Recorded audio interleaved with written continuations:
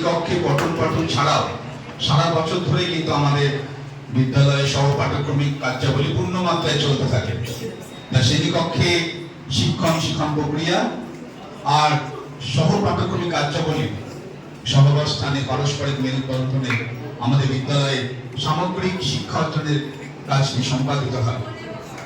এই বছর আমরা ৭৮তম বর্ষ উদযাপন করেছি আমাদের দেশের গৌরবময় স্বাধীনতা দিবসে, এবং এই ধারাকে অব্যাহত রাখতে এবং আমাদের দেশের স্বাধীনতা সংগ্রামের ইতিহাসকে সকল স্তরে সঞ্চালিত করার উদ্দেশ্যে আনন্দ পরিসর কুইজ আজ অনুষ্ঠিত হবে। স্বাধীনতা সংগ্রামীদের নাম অনুসারে আমরা ৮টি দল পেয়েছি যারা এই কুইজ প্ল্যাটফর্মে পার্টিসিপেট করেছে, এবং এর পাশাপাশি তোমরা দর্শক আসনে আছো। শুধু তোমরা দর্শক আসনে জায়গা দখল করে থাকবে এমনটা নয়, তোমরাও তোমাদের হাউসের হয়ে প্রতিযোগিতা অংশগ্রহণ করবে। এটা একটা আজকের আকর্ষণীয় একটা বিষয় যে দর্শক আসন থেকেও তোমরা তোমাদের হাউসকে সমর্থন করবে। আচ্ছা, আর এর মধ্যে যারা যোগদান করেছো ক্লাস 8, তোমরাও তোমাদের হাউস মেম্বার হিসেবে তোমরা তোমাদের দলকে সমর্থন করতে পারো। আমরা কোন দল যখন কোনো উত্তর দিতে ব্যর্থ হবে, ভুল উত্তর দেবে, তখন আমরা সেই প্রশ্নটা নিয়ে তোমাদের কাছে যাব হাউস মিলে, সেক্ষেত্রে তোমরা উত্তর দিতে পারো, বোনাস পয়েন্ট সেক্ষেত্রে থাকবে।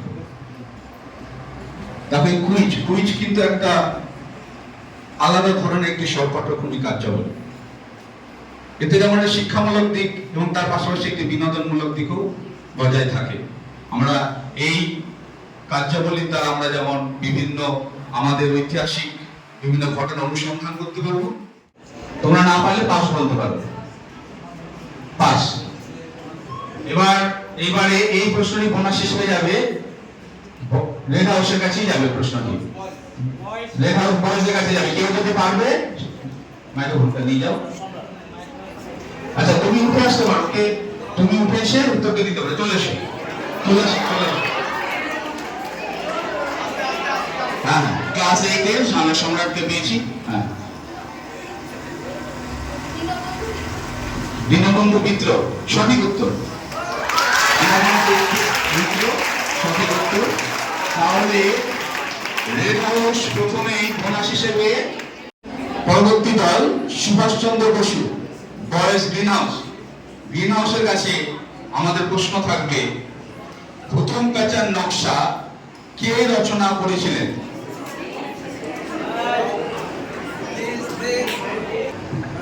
কালী প্রসন্ন সিং।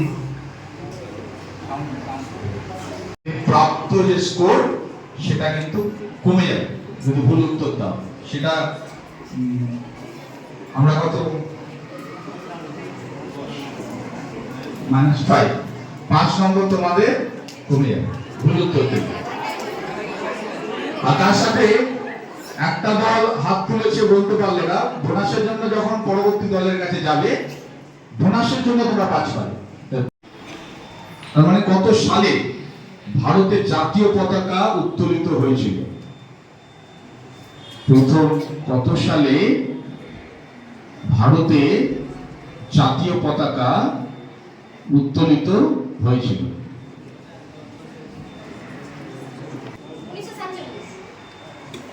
1947। ঠিক হলো না, এবং খুব হতাশার সাথে জানাচ্ছি -5। 1948 না, ঠিক হলো না উত্তরটি। শেষ। আচ্ছা, তো প্রশ্নটি ছিল প্রথম কত সালে ভারতে জাতীয় পতাকা উত্তোলিত হয়েছিল? উত্তরটি হবে 7ই আগস্ট 1906 খ্রিস্টাব্দ। এই কলকাতা শহরকে সিটি অফ জয় বলা হয়। এটা ঠিক না ভুল? সবার কিন্তু ফ্ল্যাগ ওঠাতে হবে, ফ্ল্যাগ কিন্তু নিচে রাখা যাবে না। যতক্ষণ না সকলে ফ্ল্যাগটা ওঠাবে ততক্ষণ সেটাকে আমরা উত্তর হিসাবে নেব না। সবাই এখনো একদম ফ্ল্যাগ ওঠায়নি। রাজা রামমোহন রায় আর্য সমাজ প্রতিষ্ঠা করেন। পতাকা দেখি একদম উপরে, পুরো হাতটা ওঠাও। ও কি ভাবছে? আচ্ছা, সকলে বাহ, সব দলের মধ্যে একটা বেশি ইউনিটি আছে, কিন্তু উত্তরটি ভুল হবে। কে কি পতাকা তুলছিস ভাই বোঝার যে উপায় নাই। এইটা স্টেটমেন্টটা হলো সত্য, কিন্তু একজনের ভুলে একজন তুলেছে রেড ফ্ল্যাগ, তার জন্য আমরা এটাকে ভুল হিসাবে মেনে নিলাম। ঠিক আছে।